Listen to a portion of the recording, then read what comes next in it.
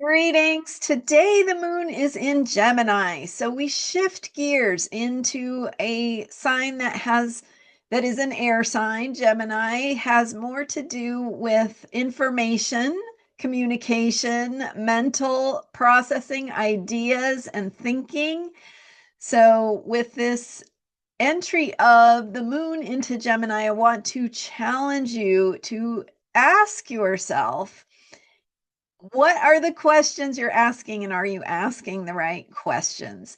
Because this Gemini energy invites us to think a little more deeply, probe a little more deeply beneath the surface to inform ourselves and gather information. I'm Marina Orms here with your Astro vibe for Thursday, February 6th. And this Gemini energy takes us from, if you've been following me this week, we began the week with the moon in Aries. Need to take action, to take risks, to find courage, to figure out what we need to do about what it is, whatever we are concerned about or have feelings about or want to think about defending and protecting in terms of our own lives as well as in the world. Then the moon went into Taurus, where we had that first quarter moon and the energy of sustaining, of implementing, getting grounded, putting things into practice so that we can keep the momentum going of what we were inspired to do or move on with the moon in Aries. And now the moon goes into Gemini, where we get to think about how we are processing the information we have. So Gemini is about curiosity. It asks us to seek information, to ask questions, and what questions we've been asking may need themselves an overhaul. So are we asking the right questions? Are we looking in the right places?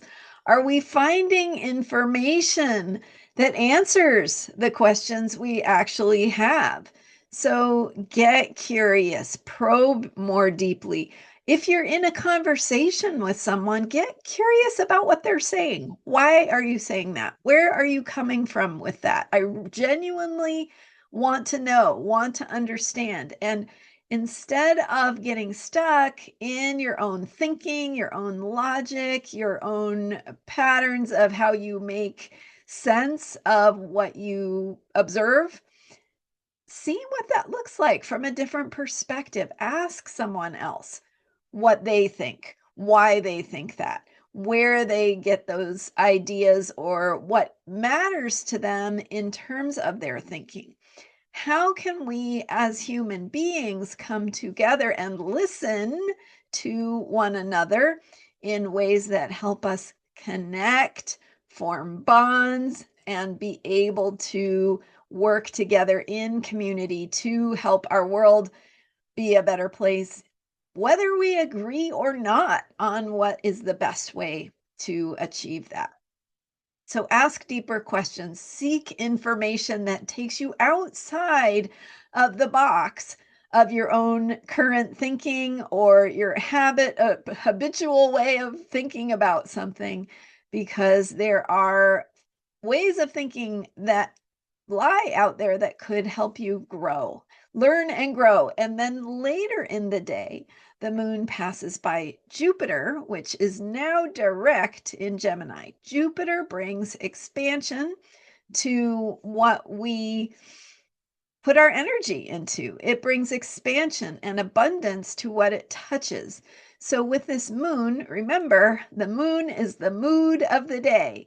So with this moon in Gemini, we have the energy of Jupiter expanding it, shining a light on it, blowing it up, making it so much bigger. So on the one hand, keep in mind that old ways of thinking can feel humongous. And explanations or ways of understanding or ways of telling the story of what is unfolding can feel bigger than life. On the other hand, we can also use this time, this opportunity, this energy quality of time to open our minds to grow and expand in new directions. So, asking yourself what more you have to learn and proceeding in a way that can inform you. And really, Jupiter is also about hope, about optimism, about faith, about belief. And so, again, I would ask you to go to a deeper layer of your own beliefs. So, what do you believe at that deeper level that maybe even contradicts how you see the world? So here's an example. So if you have a belief that you want people to work together in your community toward a common goal, but you have a belief that someone in your neighborhood has, say, a political leaning that doesn't agree with yours, and you're going to come together with that person, and you're not going to get along, right? You're going to have an argument because you see things differently, and it's not going anywhere productive. So what would happen if you went to a deeper layer beneath that disagreement and connected about something? The weather. There's a reason why small talk is often about the weather. It's something we can agree about. What is the weather doing? What is that dog across the street doing? What did you see today that made you happy? What was that, apple pie that you enjoyed? Something that is just not, what's the word? Not creating a trigger. So find something that you could agree about, something you could see, talk about, common ground. So this is my example. So if you could do that, then could you maybe talk about the thing you care about without talking about the specifics?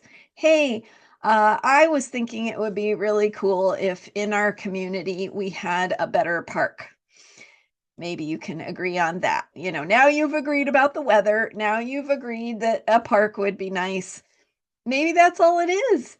But look what you've just done. You have found a way to have a conversation with someone who doesn't agree with you. So that's an example. Pretty superficial one, but maybe there are ways this applies in your own life, ways you could think about things and reach for those deeper levels of connection, of communication, of finding meaning together with others. This comes back to earlier in this week when I talked about how that was, when the moon was in Aries, and each of us taking a very small action can add up. There are millions of us each taking a small action. Those actions add up to something pretty significant. Same idea here. Making a small effort at connection could add up to a bigger ability to work together and to ultimately come together on what kind of world we want to live in. It's a small step, right? You're not going to solve the problems of the world necessarily by talking to somebody who doesn't agree with you, but bridging those differences in small, tiny baby ways can be a start and can be more meaningful and powerful than you may realize. So hopefully that's helpful. I love to hear your thoughts on this and how it shows up for you. Thank you so much for being here. I'm Marina Orms. You can learn more about me and how to work with me at astrologyheals.com. I do astrology readings and so much more. And thank you for subscribing to this YouTube channel. I appreciate your support, and I will see you next time with more astrology for unshakable self-care. Bye for now.